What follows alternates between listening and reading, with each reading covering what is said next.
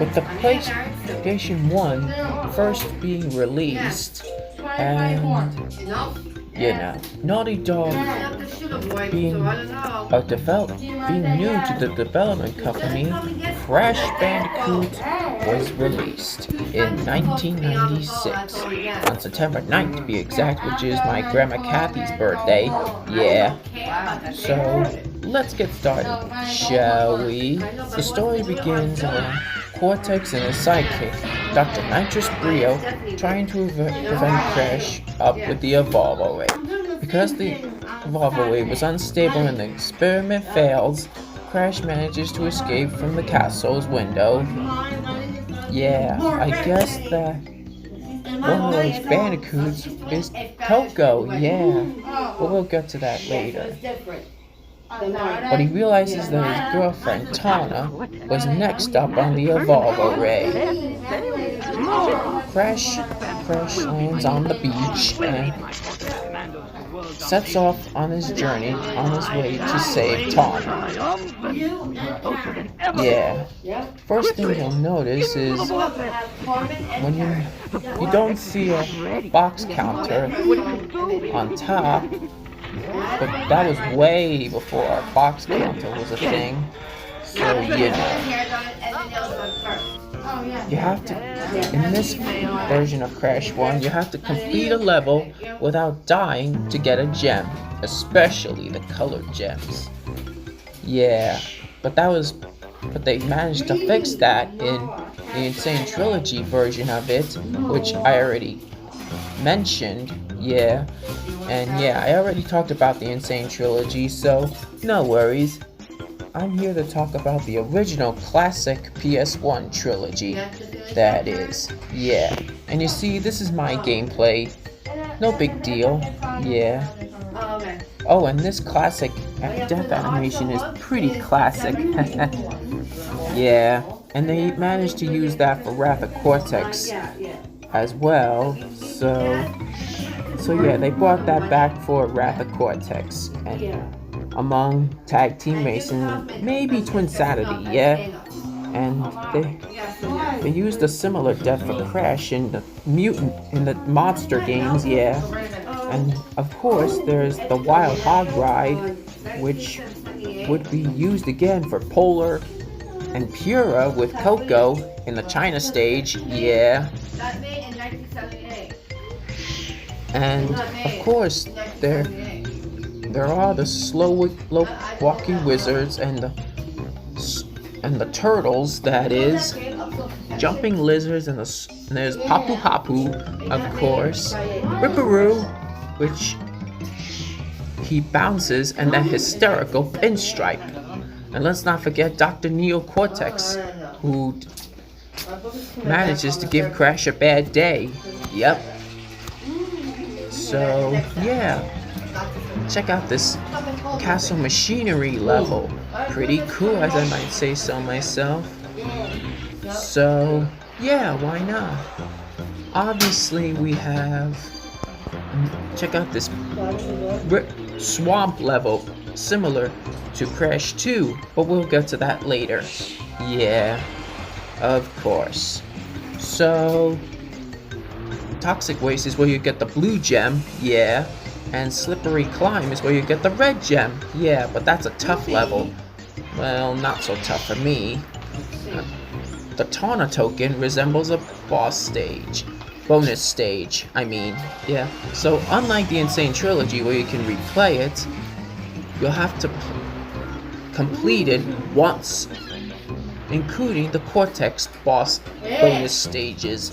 So, the only ones you can repeat in this area are the Brio ones. Yeah. Because Cortex, you collect a key, and the gems are very useful to collect. So, yeah. And Slippery Climb, which I joke about, was a much more enjoyable time for me. And check out these bonus stages. Pretty awesome, as I do say so myself. Yeah. And a save point is what Tawna gives you. And Brio manages to give you nothing but extra lives. Yeah, that's why he's repeatable. Oh, and Cortex manages to give you a key, which unlocks secret levels, of course. Oh, and the pause menu was very different from, and the password as well. Yeah, they don't use passwords anymore, so that's a shame. Yeah, passwords are obsolete. Yeah. Oh, and the native stages are awesome. Check out the bouncing fire pit. Yeah. How about that? Yeah. Those skunks. If you on to the next game, which Naughty Dog created as a second game, known as Crash Bandicoot 2 Cortex Strikes Back. Yeah. So let's get started, shall we?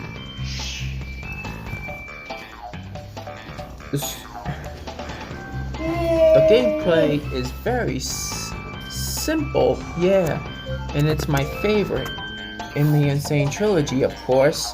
Yeah, but I already mentioned that, so yeah. The story carries off after Crash 1, where Cortex, defeated by Crash lands into a cavern of crystals, and then teams up with Dr. Engine to create a Cortex Vortex to capture the crystals on Earth. 1 year later, Crash gets kidnapped by Cortex, who tells him to gather the remaining crystals for him. And that's Coco replaced Tawna, that is, until we see her again in Boom Bang.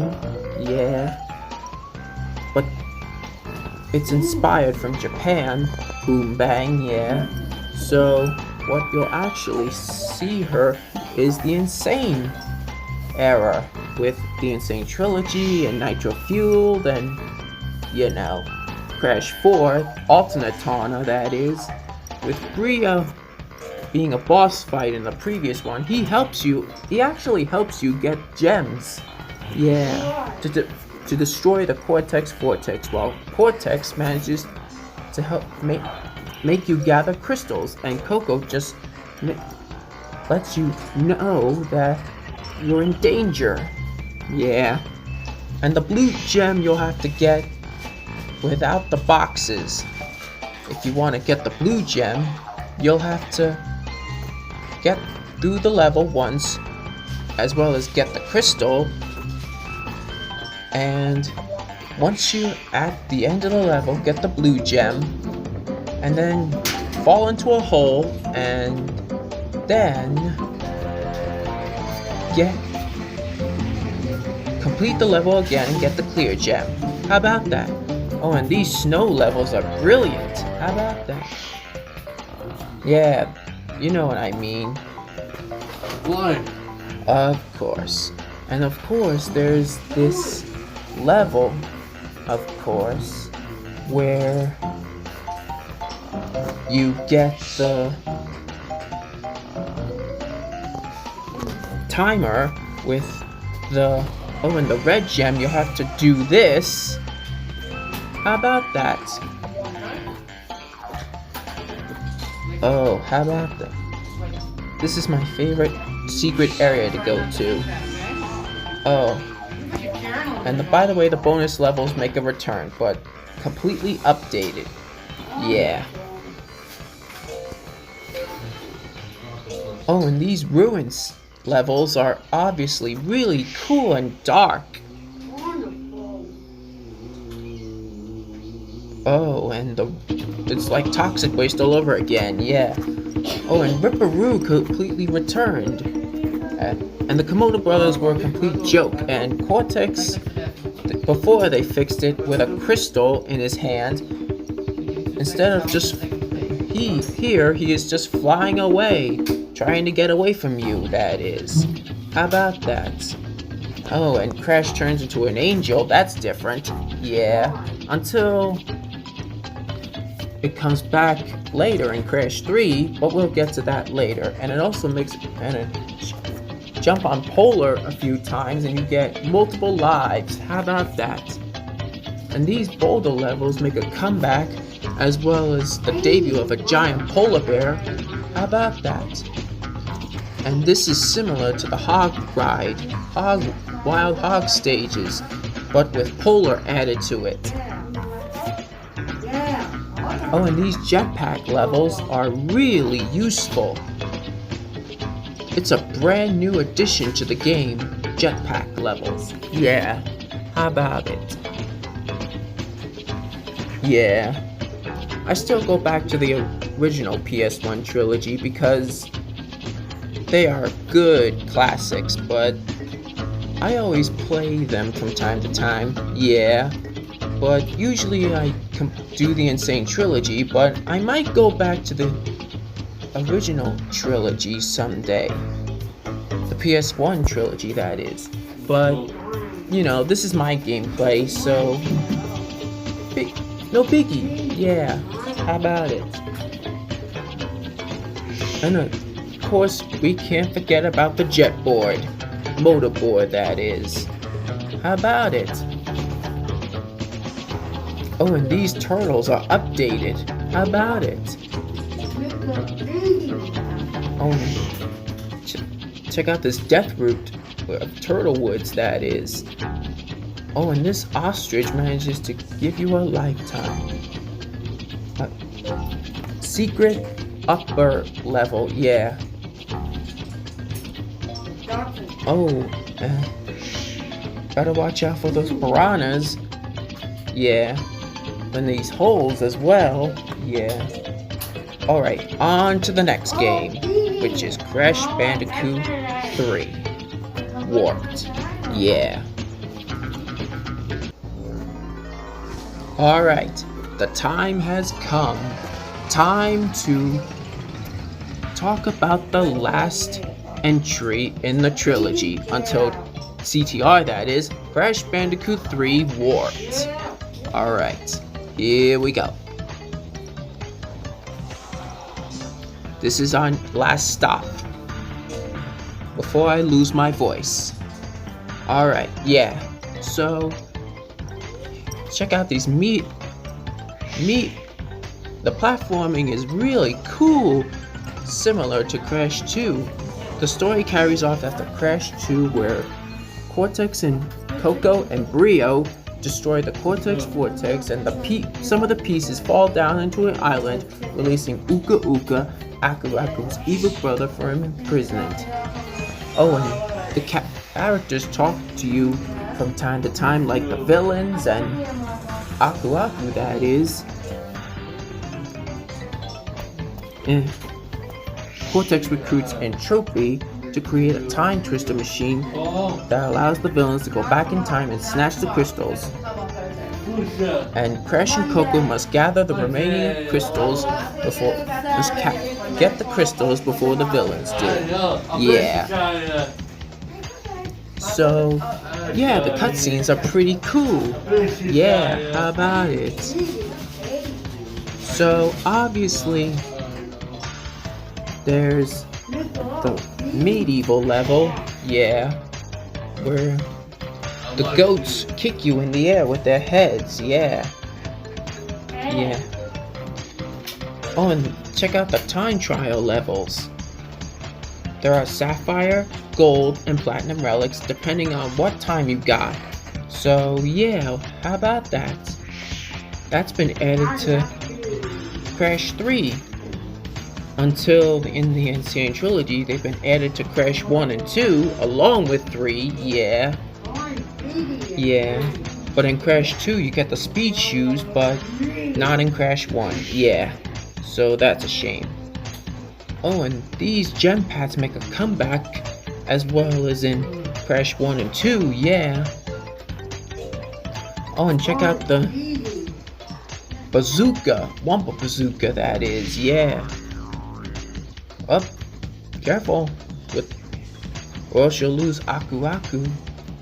Oh, and these Triceratops replaced the boulder as well as the giant polar bear in the prehistoric levels, that is. Yeah. And there are hidden levels to discover, yeah, like Egopus Rex, yeah, by escaping on a Paradoptile, yeah. How about it? Oh, and also there's crashing into an alien sign in one of the motorcycle levels known as Road Crash to get hot cocoa. Yeah, just like that. And here's the motorcycle level, Hog Ride.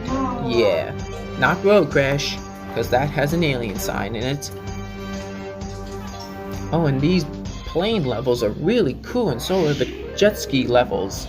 So, yeah, I had a lot of stuff in mind, and the boss stages are really cool and tiny and troopy as well as the final boss with Cortex. Yeah. So, of course, there are enemies to come across, like the fire. Yeah. Oh, and they updated the Wild Hog Ride, only to have Pura in place of the Wild Hog and Polar, that is, in the China stage, that is. Yeah. So how about that? Yeah. So, of course, there's the future stage, and check out the Warp Time Twister area. Pretty snazzy, as I might say. Yeah. So, yeah. And there you have it, the original PS1 trilogy. Luckily, I